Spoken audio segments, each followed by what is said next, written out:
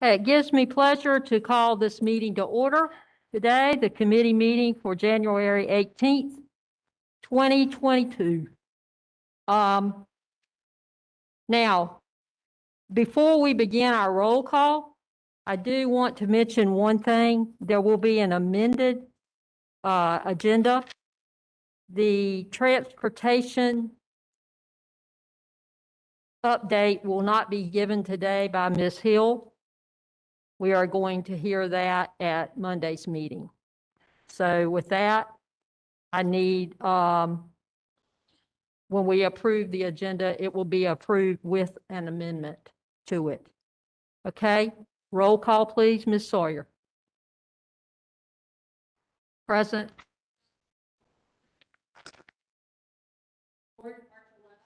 Here. Present. Here. Here. Here. And now the ethics awareness statement. Ms. Houston. Welcome to this meeting of the Elizabeth City Pasquotank County Board of Education. It is my duty to remind members of this board that it is your responsibility to avoid all conflicts of interest and potential conflicts of interest in accordance with Chapter 138A of North Carolina General Statutes. As public servants, it is our duty to continually monitor, evaluate, and manage our personal, financial, and professional affairs in such a way as to ensure the absence of conflicts or potential conflicts of interest with respect to any matter coming before the board this evening. Does any member know of any conflicts of interest or potential conflicts of interest with respect to any matter coming before the board this evening? Let the record reflect that no conflicts exist. Okay, with that, I need a motion from the floor to approve the agenda. Motion to approve the agenda for this evening's meeting, amended to remove FBT 05 transportation update. And a second. Okay, it has been motioned and seconded. Now we will have a roll call vote to approve that. Dr. Sheila Williams is not present at this moment. George Archuleta, Yes. Virginia Houston, Yes. Pam Pereza, Yes. Rodney Walton, Yes. Daniel Spence. Yes. Thank you. Motion carries. Okay, thank you. And now we're going to move on to our committee agenda items, and we're going to begin with Ms. Wilkins' maintenance report. Report on it is for information only. Ms. Wilkins? Good evening.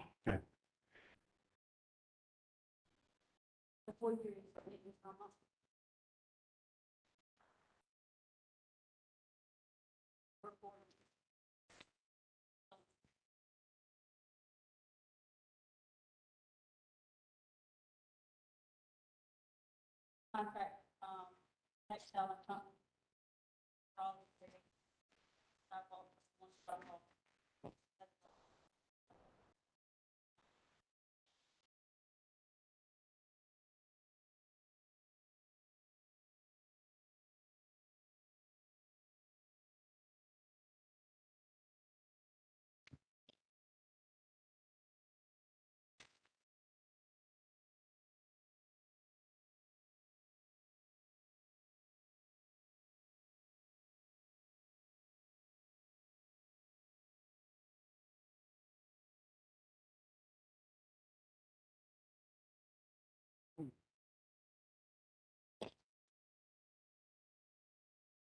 Are there any questions for Ms. Wilkins on the maintenance report? Okay, thank you, Ms. Wilkins. Okay,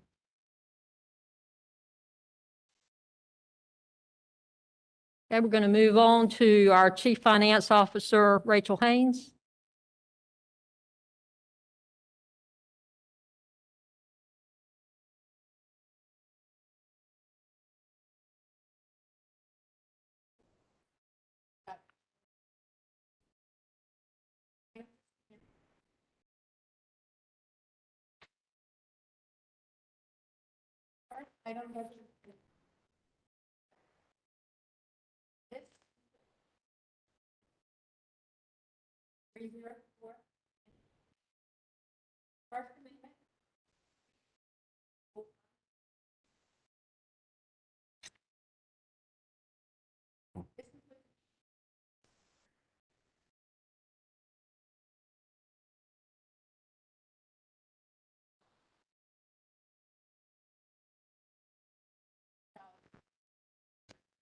Move that.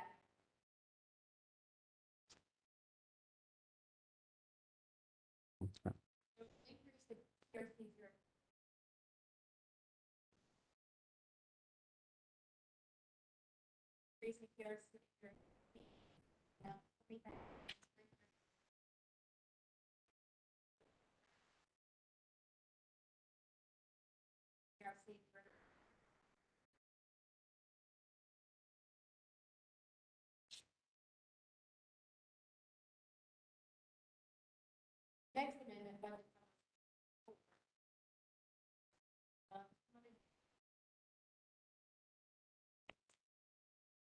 This includes an increase. Increase in ERC 4,000.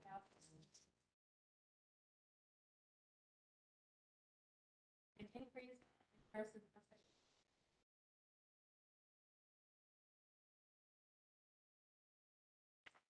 The others are also in budgets.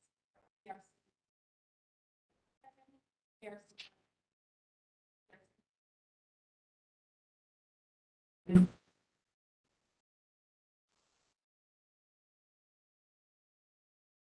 Last amendment is probably $1,000.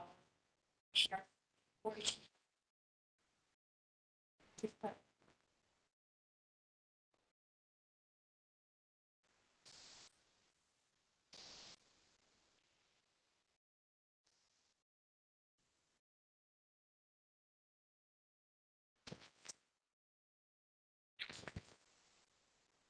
Are there any questions about any of these amendments? Any concerns? Okay, Next item on the agenda.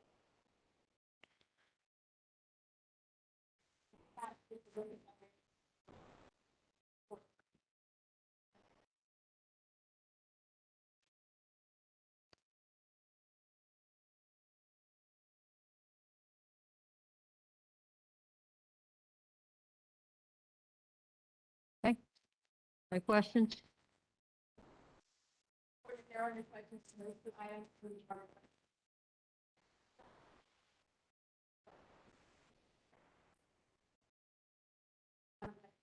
If there are combined. Okay, so you want to place the after-school care information? We are not going to be receiving that, We're going to give you. but it's not going to be, okay, it's not going to be for after. Okay. All right, so the only motion we have is to place FBT 02, budget amendments, and FBT 03, and that's the fundraisers on the consent agenda for January 24th. Okay. All right. So I move that we place FBT 02, budget amendments, and FBT 03 fundraisers on the consent agenda for January 24th. I need a second on that, Second. and we need a roll call vote. Dr. Sheila Williams? Yes. Thank you. George Archuleta? Yes. Virginia Houston? Yes. Pam Pereza? Yes. Rodney Walton? Yes. And Daniel Spence? Yes. Thank you. Motion carries. Okay, and you're going to continue, Ms. Haynes, with the after-school care update, okay?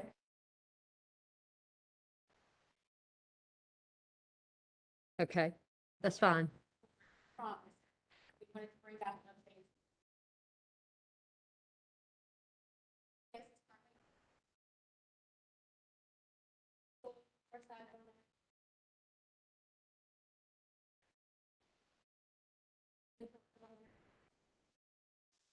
First item.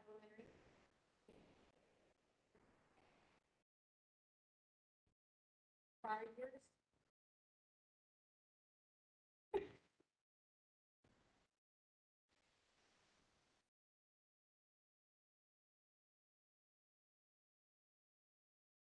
Do I need to start over No. or just continue? You can continue. You can You continue. can continue. Thank you. In prior years, Central Elementary has averaged 30 students, Northside 40 students, and Sheep Harney Pre-K 12. Each site has a lead teacher and an assistant teacher. The program recently hired a coordinator to assist with the reopening of sites and program administration. Sites began to reopen in September, and as of December, the program is showing an overall loss of $7,063.77. It is projected that the year-to-date loss will be approximately $23,000. The program has fund balance that can support the loss for the current year. The after-school coordinator will be reaching out to parents that previously participated in the program but are not currently using the program to see why. And Ms. Williams will also be surveying parents at the other sites that were not open this year for interest next year as we determine next steps for the program. Are there any questions for Mr. Lane or myself that we can answer on the after-school program to date? Ms. Haynes, how much did you say the initial loss was? 7,000? $63.77.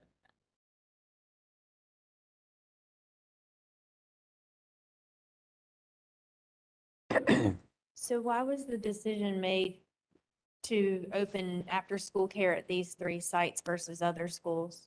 Because these are the 3 sites that typically have the largest enrollment, and these 3 sites typically make money that helps sustain the sites that don't make money independently based on the overall rate. So we base it on previous numbers versus interest? It was based on the interest at the time that we were receiving, which was from the sites that had the largest numbers. And do we have other sites that have higher interest or like a waiting list, or? I'll have to ask you that question.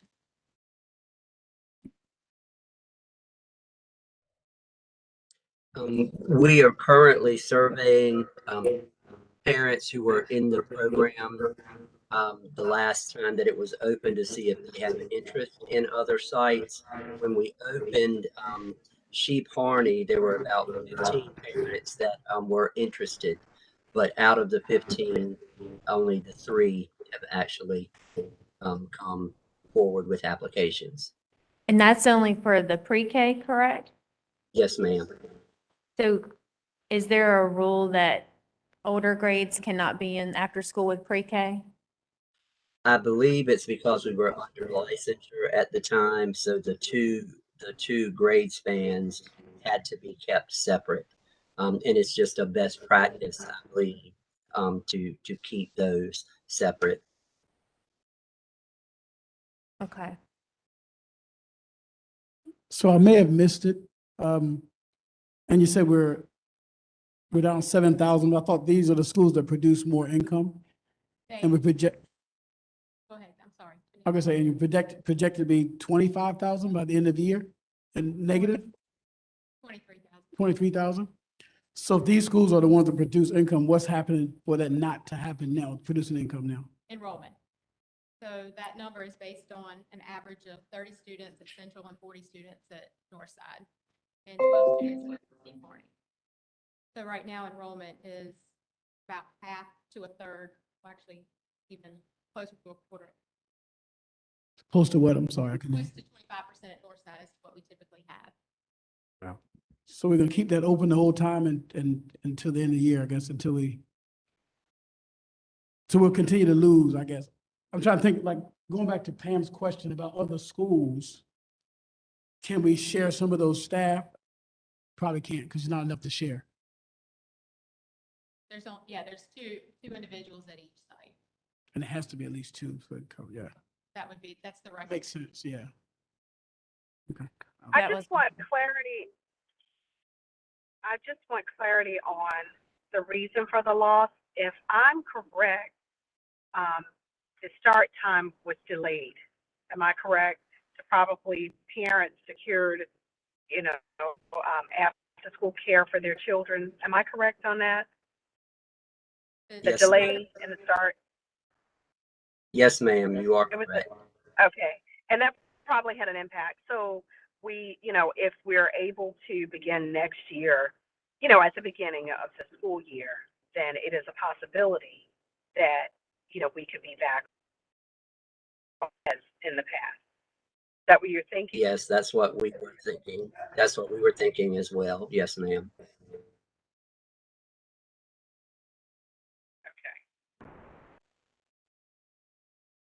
Is there any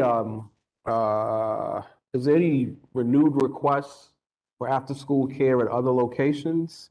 I mean, these were the 3 locations that we primarily worked with in the past, but since we started late and the numbers are down, are there any requests for after-school care at any other locations? Mr. Lane, are you aware if we have the backlog of requests, which locations? Not that I'm aware of, but I can check on that and get back to the board with that answer. What is the ratio requirement for after school for? Mr. Lane? I believe it's 10 to 1. Miss Reed, if I'm incorrect, please correct me.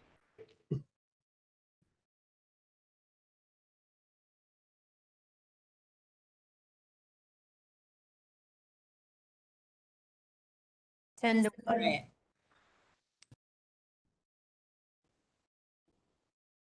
$13, $11, and $3. That is correct. Yes, ma'am. It was 10 to 1. Okay. So the recommendation is to have Ms. Williams reach out, do surveys, call parents that were participating, see if we can increase in interest or renewed interest and what the interest is going to be for next year as well. I assume, one of the things you said is you reached out to the parents who had participated in the past, correct? We have not yet. You have not. For the pre-K site, we Right. reached out and did a survey. Okay, so can you kind of enlighten us on what the responses were? Why those numbers are so low?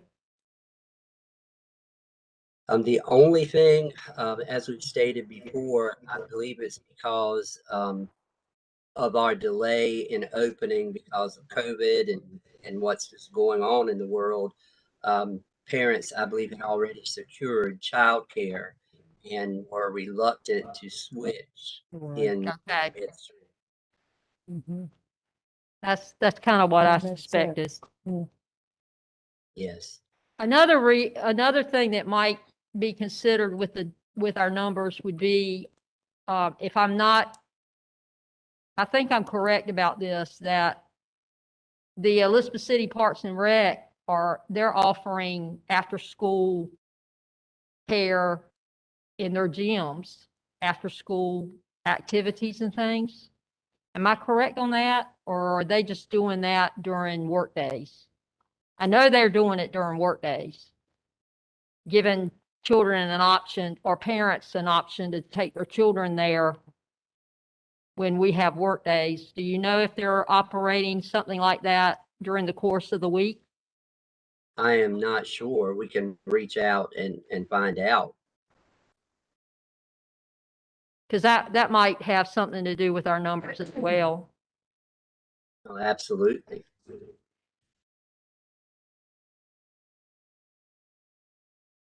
Are there any other questions or comments or concerns? Okay, thank you, Mr. Lane and Ms. Haynes. You're welcome.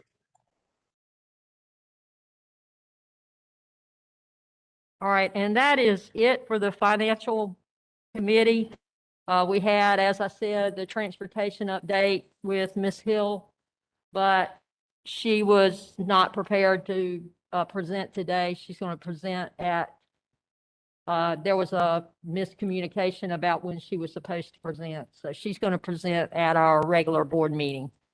So we're going to move on to the personalized education chair, Ms. Pereza. Okay, we have Dr. Amy Spencer and Jennifer Bass. They're here to present science of reading in the LETRS program.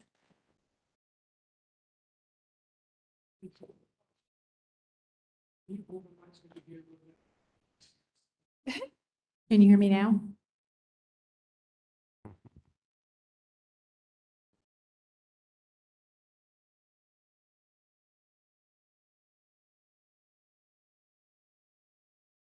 Everyone should have a handout.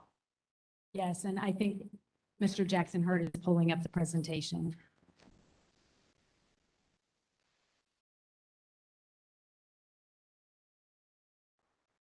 Okay. Good evening, Board Chair Warden, Vice Chair Dr. Williams, Committee Chair Pereza, Interim Superintendent Ingram, board members, colleagues, and guests.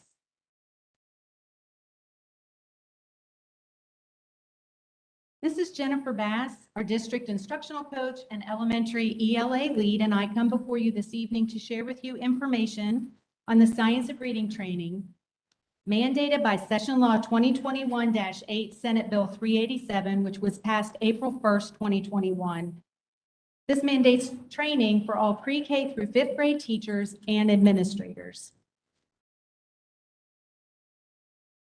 The science of reading is defined in legislation as this: evidence-based reading instruction practices that address the acquisition of language, phonological and phonemic awareness, phonics and spelling, fluency, vocabulary, oral language, and comprehension that can be differentiated to meet the needs of individual students.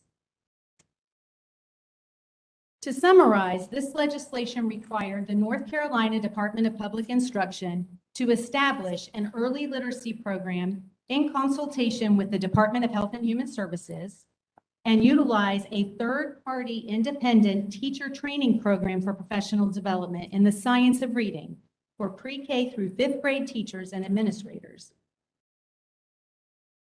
The state chose LETRS as this third-party independent teacher training program. So what is LETRS? LETRS stands for Language Essentials for Teachers of Reading and Spelling. It is a professional learning course for teachers of reading and spelling and related language skills. The professional learning is accredited by the International Dyslexia Association and aligns with its knowledge and practice standards for teachers of reading. The program follows a structured literacy approach and provides educators with science of reading pedagogy, depth of knowledge, tools to teach language, and literacy skills to every student. How long does it take to complete LETRS? The time to complete the reading online and bridge to activities will vary, but as a rough guide, each unit takes approximately 10 to 15 hours to complete in approximately 8 weeks. And this is following the K-5. Pre-K and administrators may vary. Additionally, each unit has a required 6-hour in-person or virtual session. You have in your packet as PE attachment PE01 that kind of outlines that.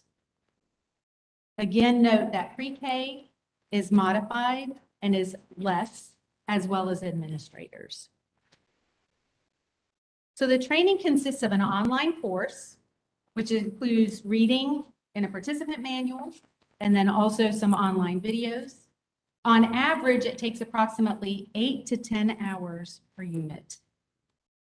The bridge to practice, which has application activities in the classroom.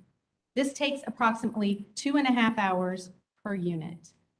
And then the in-person or virtual sessions, which are not included on the document, the PE01 that was shared with you, and that is an additional 6 hours per unit. So Elizabeth City Pasquotank Public Schools is in cohort 2 of the state mandated training, which begins this semester. The kickoff for teachers will occur at each school and is scheduled to take place next week. Teachers will view the kickoff video that was shared with you last week. They will also take a pre-test to guide and kind of see where everybody is foundationally on the learning itself. They will receive the materials and document outlining the pacing of the units and also the dates for spring virtual sessions.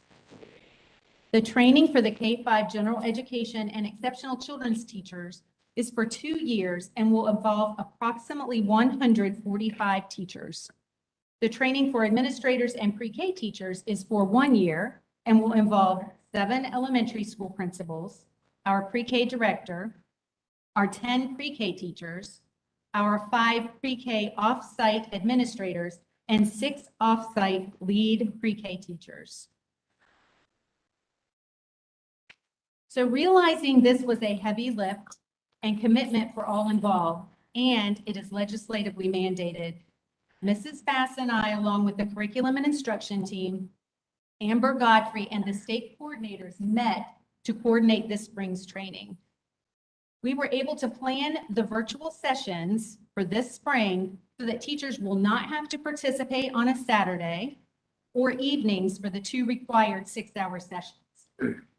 We were able to plan the first 6-hour virtual sessions for K-5 teachers on Unit 1 as split 3-hour sessions to occur on the early release days, February 2nd and March 2nd, from 1 to 4. The final 6-hour session for Unit 2 on the mandatory teacher workday, May 31st, which will take place all day, and it is at the end of the year. The state chose the virtual training sessions for our administrators and our pre-K participants because we did not have the numbers for a full cohort of our own. So pre-K teachers will have training on February 2nd and April 5th, and administrators will have their training on February 9th and June 3rd. Moving forward, as the school representatives and team come together to plan our academic calendar for next year and bring it to the board for approval, we are going to try to the greatest ability possible to build the days into the calendar for the in-person virtual 6-hour trainings required by each unit of coursework. We wanted to share this overview with all of you so that you would have an understanding of the professional development focus for our pre-K through 5th grade teachers and administrators, the time commitment that is involved, and the focus, the true focus. We wanted to also take this opportunity to thank Amber Godfrey, who is rostering all of the teachers and administrators who will be participating in this journey, and the curriculum and instruction team. Additionally, and most importantly, we would like to thank in advance all of the teachers and administrators who will be participating in this legislatively mandated training. We want to thank all of you for your attention to this presentation. And again, we wanted to share this overview with you so that you would have a clear understanding of what is being asked of our pre-K 5th grade teachers and administrators for the next year to 2 years. That concludes our presentation. And at this time, we will answer any questions you may have. Will the TAs be participating as well? I know you mentioned teachers, but is it for teachers and the teacher assistants or just the teachers? Just the teachers. Okay. Thank you. And Yes. the February 2nd, March 2nd, and May 31st sessions, Yes, those are ma'am. for 5th grade teachers? K. All K K through Yes, 5. ma'am. All Okay, kindergarten through 5th grade. And K that through includes 5. Exceptional children. as well, Okay. The teachers. I just like to make a statement. I realize this is a state mandate and it's something that has to be done. But with everything going on and with all this stuff with COVID and all, I mean, what if we can't meet them dates because of school closings and, whatnot? So the gift in this semester is that it's virtual. So while they said virtual and in person, currently right now, all of their trainings are virtual. So the teachers would be able to then take those times and still do it virtually at home. So in the event they cannot come in, we would still be able to do that. And our calendar would not change because those are early release days. So if they're going through their class and they have to teach virtual, they'll still be responsible for this. Right. So if we were to go remote, or say we had to close a grade level or a school because of COVID, we would still follow the same calendar. So we would still have a 3-hour early release day. So the teachers would still have the freedom to be able to do that. And I have to say that coordinating this has been really huge because in the event that we had to do it during a day when we are in session, we would have to have 145 substitutes. for the training, which I can't even fathom being able to find the coverage for that. So the fact that we were able to schedule this during those early release days and the mandatory teacher workday, and then moving forward as we plan our calendar next year, we want to keep that in mind. Okay, thank you. You're welcome. Will this training that they receive, will they be allowed to be able to use it for recertification? You mean for their literacy They have to credits? go, Yeah. yeah. Yes. Okay. This will suffice for that. Okay. All right. Okay, are there any other questions for Dr. Spencer? Ms. Bass? I've got one more question. How does this fit in with what we're already doing presently? With the programs that we already have with reading? Okay. So basically the difference between LETRS and a program is that LETRS really isn't a program. Well, I know So that. I know what they basically- said. So basically what it is, but I'm glad you asked the question because I think Yeah. for the general public who may be listening, or for teachers, they might think it is a program. Basically what it is it's training on the science of reading. And so we learn about the brain and how, early readers learn how to actually read. How do we acquire that word recognition? And then how do we make sense of all of that? And so it's really going to develop this foundational knowledge for teachers to make good, informed instructional choices for students. So when it says it's for all students, it really is, because then you can look at any program. And I always try to say, we don't teach programs, we teach children. We use the programs to be able to meet the needs of our students, right? And so this information, while it is a heavy lift, is really going to give you the nuts and bolts of how children learn how to read and how you can make informed decisions based off of that knowledge that you're getting from this training, and then being able to use any program to be able to support that instruction that the students need. Let me ask one more thing.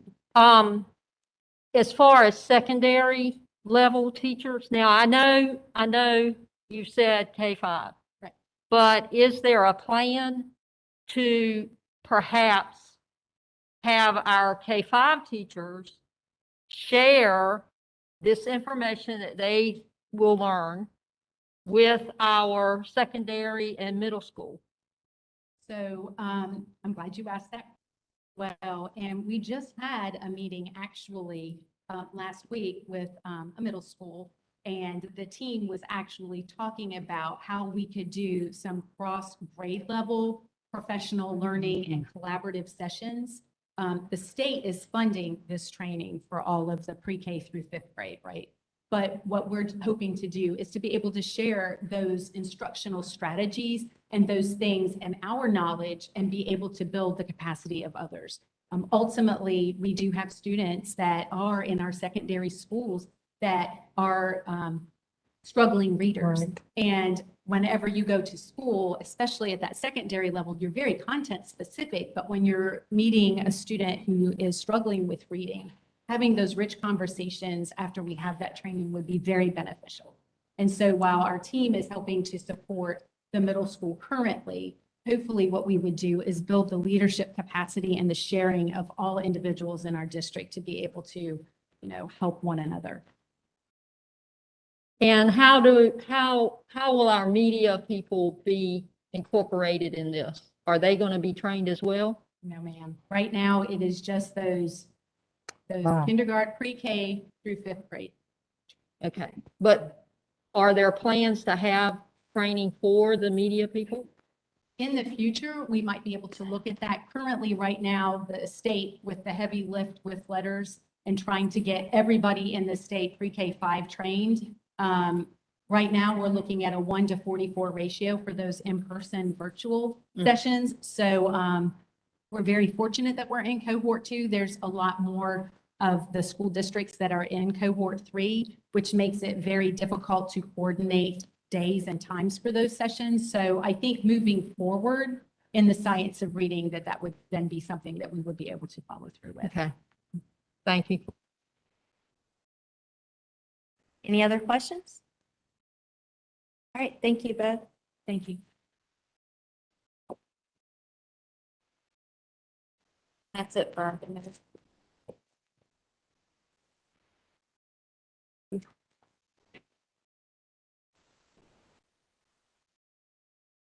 Okay, we're going to move on to global citizens and healthy students. Mr. Archuleta. Yes, we're gonna look at the after-school supper program, and Miss Reinhardt, I believe, is virtual. So, Miss Reinhardt?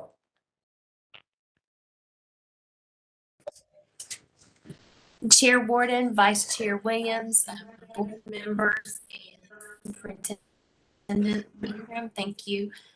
I'm very excited about the after school, or no, the supper program, not the after school snack program, but the supper program.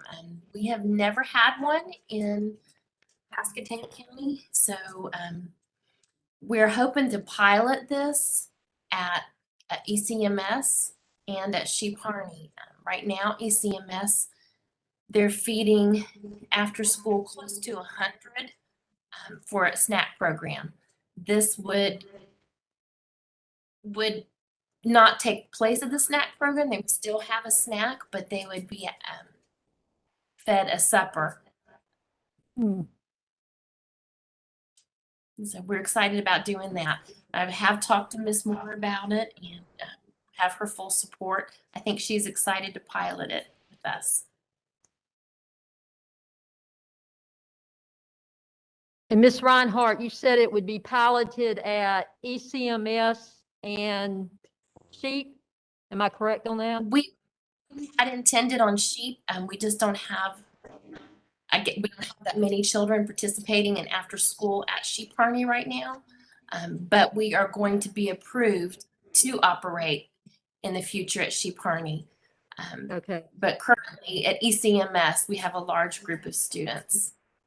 And this is actually through the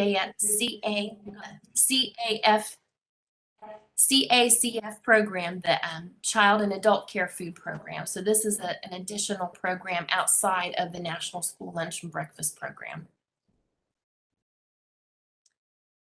So I have a question. How will it be distributed? Is it the same way you're doing the snacks now, or how will it be distributed, the supper? It is very, very similar to the way we're doing the snack program. Because of the size of the meal, we will have to have, we're going to have one of our ladies to stay later in the afternoon and serve the supper program. She won't be able to serve everybody because right now I believe some of them are there until almost 7 o'clock in the evening. So we're going to be working with some of the coaches and some of the coordinators there to serve the supper, but it will be a full meal.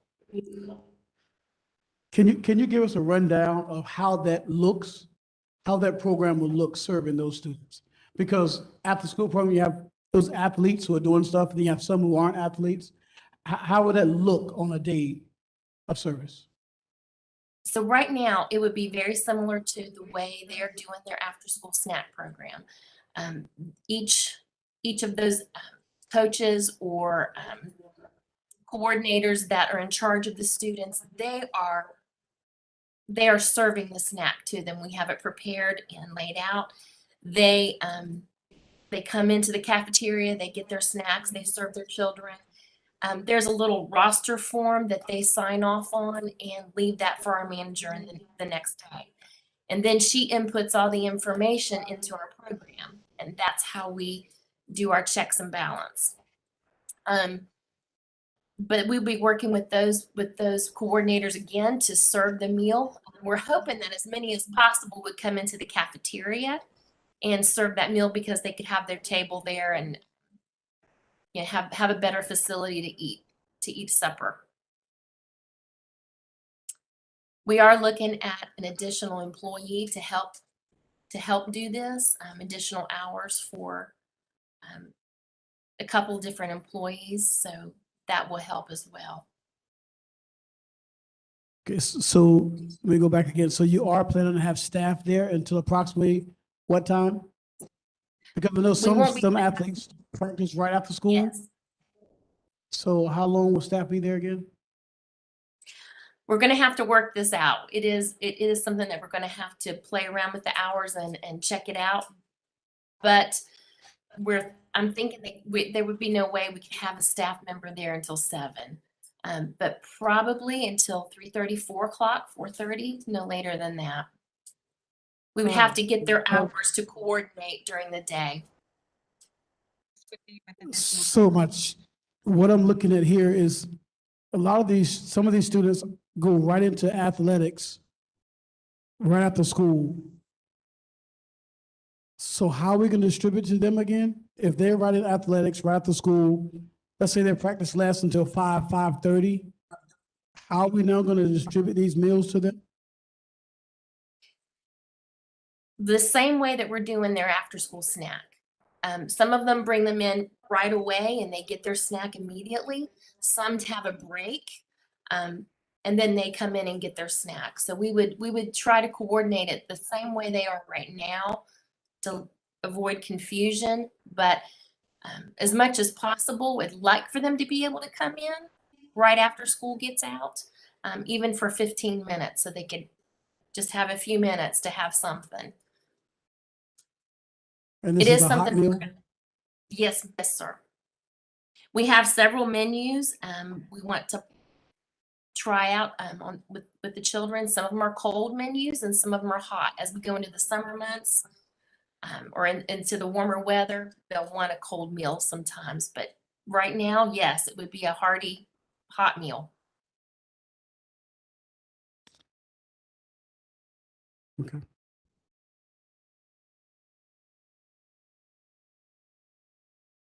Are there any other questions for Ms. Reinhardt? I don't have any more questions about this, but I do have a question about, I know we used to do, I think it was Backpack Buddy or something like, was it called that? Mhm. Is that Yes. back in action yet, or are we planning on bringing that back, or we have something different for that? Because I know this helps with the after-school program, but that helped with all students, correct? Yes, So that and was I done. think Miss Sawyer heads that up. And that was done by churches too. That was done by churches. Yes. That was done by churches. No, Well, partly it's a community group. Go ahead. yes, it's a separate organization that is partnership with the foundation, Education Foundation. And yes, we are serving students. We serve about 100 a weekend right now through community schools. Okay. I just hadn't heard much. Okay, cool. That's good. So is that it for Ms. Reinhardt? Any other questions? If not, I want to thank you, Ms. Reinhardt. And I'd like Thank to make a motion to place the after-school program on the consent agenda for January 24th. Second. Okay, we've had a motion to place the after-school supper program on the consent agenda for 24th, and we've had a second from the floor. We need a vote. Sheila Williams, Yes. George Archuleta, Yes. Virginia Houston, Yes. Pam Perezza, Yes. Rodney Walton. Yes. Daniel Spence. Yes. Thank you. Motion carries. I have a comment. Thank you, Ms. Reinhardt. I have a comment, Mrs. Gordon. Can you hear me? Oh, yes, go ahead. Yeah. Dr. I Williams. just, I think there was not full clarity, and I know it's because this is something you're working on right now, as far as who will remain afterwards and the length of time, but that will be important.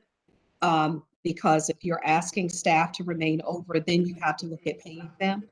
And so I just think that, you will need to come back and share that with us. I'd appreciate you coming back and sharing that with us. Okay? Thank you. Absolutely. Thank you, Dr. Williams.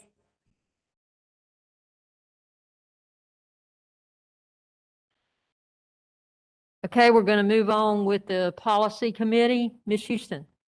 Thank And we have Ms. Tammy Sawyer, Director of Community Schools and Executive Assistant to the Superintendent of the Board to present our Policy Committee report.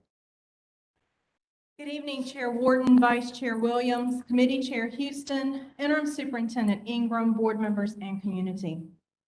I come before you this evening to share Policy 4231, 5021, and 7263, which is the face coverings policy, as required by Session Law 2021-130, Section 10. As you are aware, boards are now required to revisit this policy on a monthly basis. The changes that were approved last month have been updated and are reflected in the policy online at this time. We have no recommended changes to the face covering policy for January and request that it be placed on the consent agenda for January 24th to reaffirm as is without change. I also have shared policy updates with you as recommended by the North Carolina School Boards Association. These are for your initial read only and no action is requested. Staff will bring any requested edits to these policies during the February committee meetings for your consideration. Committee Chair Houston, that concludes my policy presentation this evening, and my only request is for the consent agenda for the face coverings policy. Okay. So I move that we place the face covering policy on the consent agenda for vote on Monday. Second. Okay, it has been moved and seconded that we place the face covering policy on the consent agenda for our board meeting on January 24th, and we need a roll call vote. Dr. Sheila Williams, Yes. George Archuleta, Yes. Virginia Houston, Yes. Pam Pereza, Yes. Rodney Walton, Yes. Daniel Spence. Yes. Thank you. Motion carries.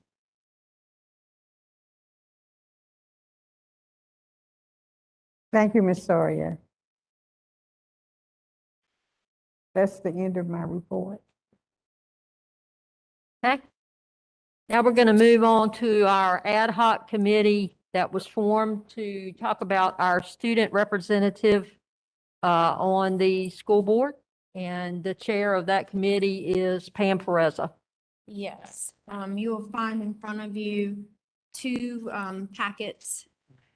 One is an policy code 2140 student board members. The other is the student board member application form.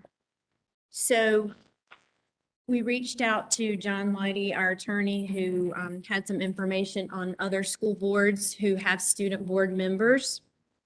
Mr. Archuleta and Mr. Walton and I met last week, and we came up with some revisions and how we wanted to suggest this and how it could work for our district. This is an initial draft. The highlights include at the top, the reasons, why, we want a student board member, the nature and scope of requirements of the students, eligibility and the term. We are suggesting a term of 1 year per student. We do have a grade point average suggestion in here for you to look at. Again, we suggested 3. One would be from Northeastern High School, one from Pasquotank County High School, and one from the early college. The students would serve their senior year. And then you'll see in section C, the essential job functions of those board members. I do have one paragraph in italics simply because this was something that the committee mentioned and we didn't finalize any thoughts on that. It's a statement about the students making a presentation to the board at each meeting. Another highlight is that they would be an ex officio member of their school's student government, because this is something that's going to be decided before the school year starts and before they would have elections for student government. Section D talks about the selection process and the timeline, with it beginning somewhere in the spring, March, and being finalized and announced at the August school board meeting. So for example, it started it in March of this year. We would go through the process as listed here, and the interviews and applications will be reviewed, and all of that whole process would take place over the summer. And then in August, we would vote on it and announce it who the 3 members are. Talks about skills and knowledge that we are encouraging. And then it also gives how we would go about replacing a student board member if they did not fulfill their duties. So the next piece of paper that you have is the application form. It goes through what the student will have to provide. It does involve some recommendations from the school level and signature by their parent that they recognize what a responsibility this will be. So the next thing we're going to do, we do want you to read this and review it over the next week and come back next week at our meeting next Monday and give us any questions, feedback, concerns. You feel free to email any of us as well. What were your thoughts on this? Why did you guys decide to do this? Have you thought about this? We're open to any suggestions. But then what's going to happen is we have decided to reach out to the principals of these 3 schools. We want to make sure that we have their input and make sure that they don't have any concerns, something that, some things that maybe we didn't think about in the selection process. So I've given a date to Tammy to try to see if we can get the principals on a WebEx or a Google Meet to discuss this. We will email this to the principals ahead of time so that they have a chance to review it. It'll be a quick meeting, like I said, a virtual meeting with the committee members and the principals of those schools, just to give them an opportunity to give us some feedback. We felt it was very important that they are part of this process, and we will be selecting individuals who are representing their schools. We want to make sure that they approve of this process.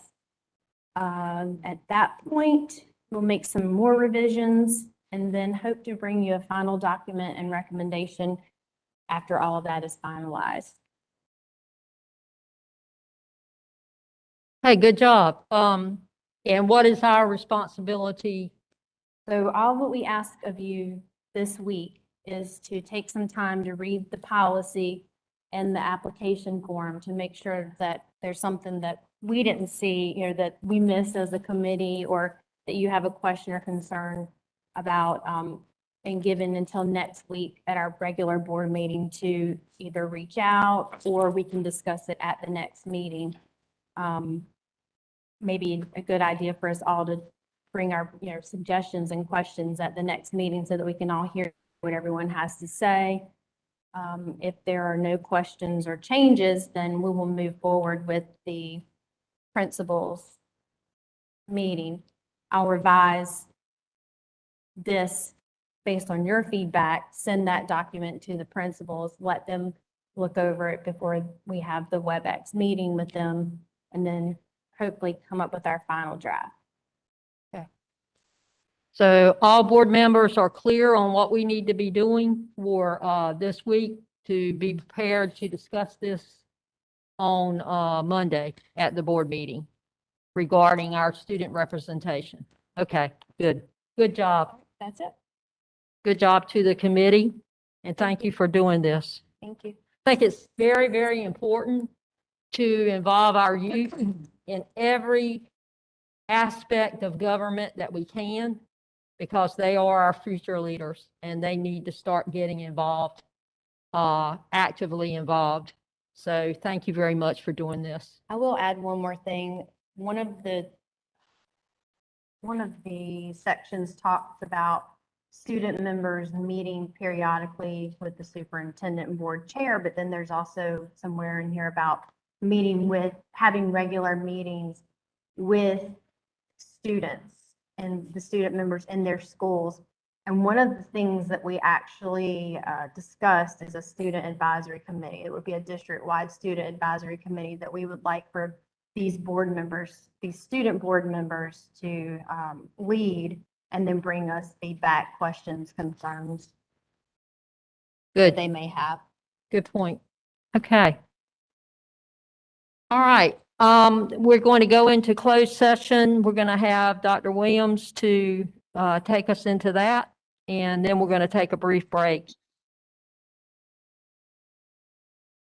Okay, I move for the board to go into closed session as allowed by NC General Statute 143 through 318, 11A6 for the purpose of considering one or more personnel matters that are confidential under NC Statute 115C through 320, and as allowed by the NC Statute 143 through 318, 11A3, to consult with the board attorney regarding matters protected by attorney-client privilege and to preserve that privilege. The board will resume open session live stream following closed session.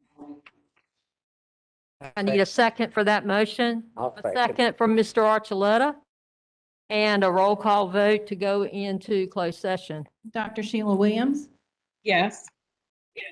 George Archuleta, Yes. Virginia Houston, Yes. Pam Pereza, Yes. Rodney Walton. Yes. Daniel Spence. Yes. Thank you. Motion carries.